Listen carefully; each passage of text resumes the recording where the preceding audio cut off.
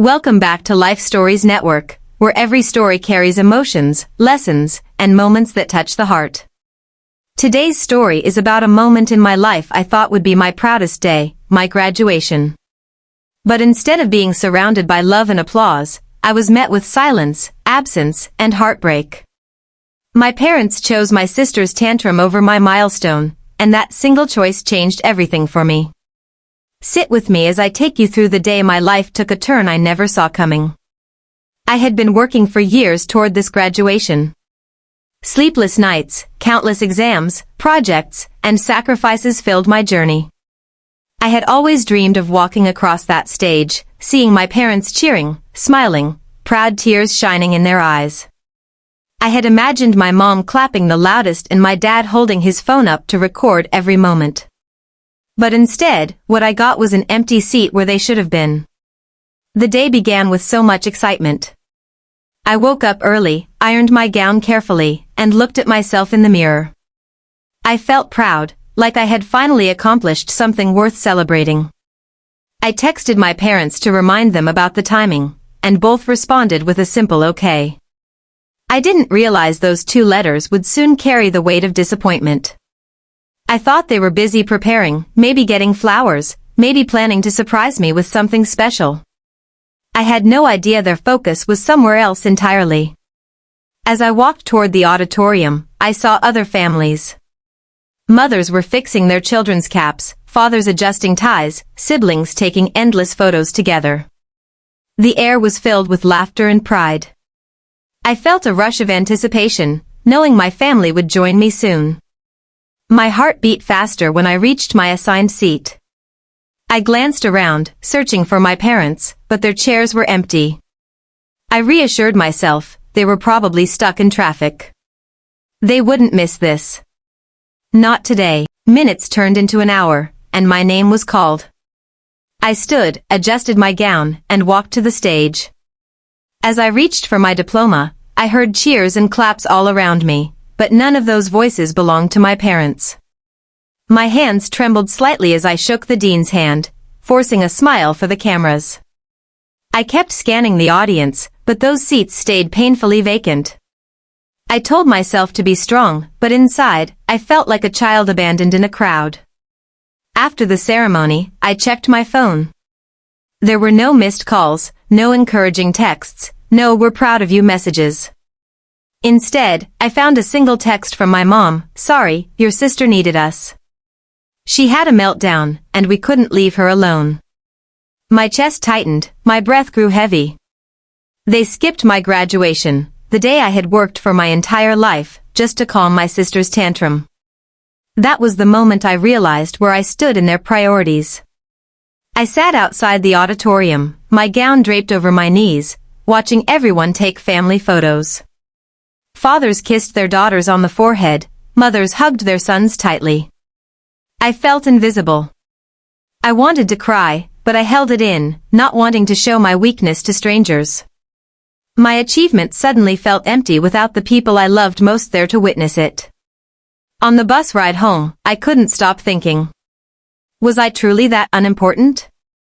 Did my parents not see how hard I worked, how much I sacrificed? Or was my sister's comfort always going to matter more than my milestones?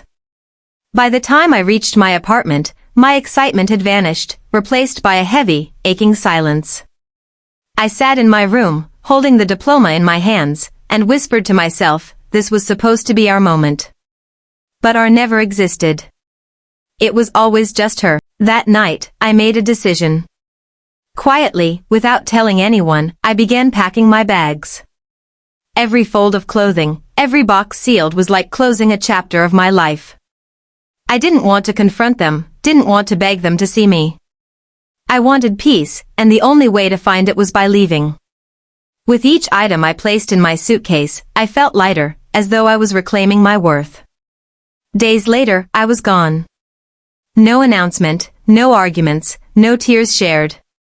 I left them a short note, "I love you, but I need to love myself too. Maybe one day you'll understand." I moved into a small apartment across town. It wasn't much, just a bed, a table, and 4 walls, but it was mine. For the first time in years, I felt like I was in control of my life. The first few days were quiet, almost too quiet. I would lie in bed wondering if they noticed I was gone, if they cared enough to come looking. But no calls came, no knocks at the door. It hurt, but it also confirmed the truth. I had been living in the shadows of their favoritism for too long. And maybe, just maybe, moving out was the best graduation gift I could ever give myself. The first week after moving out felt like stepping into an entirely new world. I would wake up every morning and realize there was no one there to question my choices, no one to compare me to my sister, no one to make me feel like second best. The silence of my tiny apartment wasn't lonely, it was peaceful. I made coffee in a chipped mug, sat by the window, and watched the sunrise.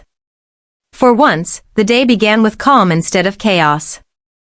I didn't realize how much weight I had been carrying until it was gone. But as the days went by, part of me couldn't help but wonder about my parents. Did they notice I was missing at the dinner table? Did they glance at my empty room and feel anything? I wanted to believe that they were worried, that they regretted skipping my graduation. Yet the phone stayed silent. No missed calls, no heartfelt texts, no sign of concern. Every day that passed without their voices was another reminder that I had made the right choice. Then, one evening, I received a message from my cousin. She had seen me at graduation, alone, and she had been too shy to approach me that day. Now she was checking in, asking if I was okay. I stared at her text for a long time before replying, "I'm fine, just starting over." Her response melted me, "You deserve better. You deserve to be celebrated." For the first time, I felt truly seen. That simple validation was more powerful than anything my parents had ever said to me. Still, memories haunted me. I remembered being younger, watching my parents shower my sister with attention every time she cried, while I was expected to stay quiet, to manage on my own. It wasn't that I wanted more love than her, I just wanted enough love for myself. I thought graduation would finally tip the scales, but instead, it proved the imbalance I had always known. The wound was deep, but now I had to learn how to heal it on my own. One Saturday, as I was unpacking boxes, I came across an old photo album. Pages filled with birthdays, holidays, family trips. At first glance, it looked like a picture-perfect family. But as I studied the photos closely, I noticed something. In almost every picture, my sister was in the center, while I stood at the edge, half smiling, half forgotten. It was subtle, but the pattern was there. Tears filled my eyes. I realized my story had always been the same, I just hadn't wanted to admit it. I decided then that my new life wasn't going to be defined by being someone's shadow. I would build a future where I was enough, where my accomplishments mattered. I signed up for evening classes to sharpen my skills, started applying for internships, and even joined a local community group. Slowly, I surrounded myself with people who valued me not for being perfect, but for being me. The more I stepped into this new world, the more I understood that family isn't always about blood, sometimes it's about who shows up for you. A few weeks later, I got a call I wasn't expecting. My mom's name flashed on my screen. My heart pounded as I picked up. Her voice trembled, "Where are you? We've been so worried." For a moment, I wanted to believe her. I wanted to think they had finally realized their mistake. But then she said something that broke me again. "Your sister is asking about you. She feels guilty. Can you come home for her?" Not for me, not for us, it's for her. Even in their worry, the focus wasn't on me. I took a deep breath and replied softly, "Mom, I love you, but I can't come back just to play second place again. I need to live my life, not her shadow." There was silence on the other end, a silence that spoke louder than words. For the first time, I wasn't begging for their approval. I was standing tall in my truth. After that call, I sat by my window again, looking out at the city lights. A strange peace washed over me. I realized my journey wasn't about punishing my parents or proving them wrong. It was about proving to myself that I was worthy of love, celebration, and joy. Whether they ever saw it or not didn't change the fact that I knew my own worth now. And slowly, day by day, I began to heal. The pain of that empty graduation seat would never fully vanish, but it became a reminder that sometimes the people you expect the most from will disappoint you, and that's okay. Because life gives us the chance to choose ourselves. And when you finally do, that's when the real graduation begins. Months passed since that painful graduation day, and life in my little apartment began to feel normal. At first, I had feared being alone. I thought the silence would crush me, but instead, it healed me. The quiet gave me space to breathe, to think, to rebuild myself piece by piece. Every morning, I reminded myself, I wasn't abandoned, I had chosen myself. And that was the bravest decision I had ever made. But even as I grew stronger, memories of my parents would still find their way into my thoughts. Sometimes, I'd wonder if they ever sat at dinner and realized my chair was empty. Did they feel a sting of guilt? Did they regret skipping my graduation to cater to my sister's meltdown? Deep down, I wanted to believe they did. Yet, I also knew I couldn't let their choices define the rest of my life. One evening, as I was walking home from my part-time job, I saw a family celebrating outside a restaurant. The daughter was in her graduation gown, her parents hugging her tight, snapping photos, showering her with flowers. For a second, my chest tightened with envy. That was supposed to be me. But then I smiled softly. I might not have had their cheers, but I had my own strength. And in that moment, I realized something powerful. Sometimes we don't get the celebration we dream of, but that doesn't make our achievement any less meaningful. A week later, I received an unexpected letter in my mailbox. It was from my dad. His handwriting was shaky, the words uneven, as though he didn't know where to begin. I know we hurt you. We should have been there. I don't have excuses, only regrets.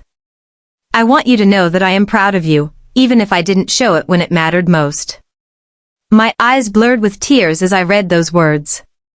For so long, I had craved acknowledgement, and here it was, too late for graduation day, but maybe not too late for us. Still, the wound was deep. Part of me wanted to rush back, to forgive instantly, to hold on to the little scraps of love they were offering. But another part of me whispered, be careful. Don't lose yourself again. I decided I wasn't ready to go back, not yet. I wrote a reply, short but honest, I needed you that day, and you weren't there. I'm healing, but I'm not ready to return. Please give me time. For the first time, I put my feelings first instead of burying them. As the months rolled on, I kept moving forward.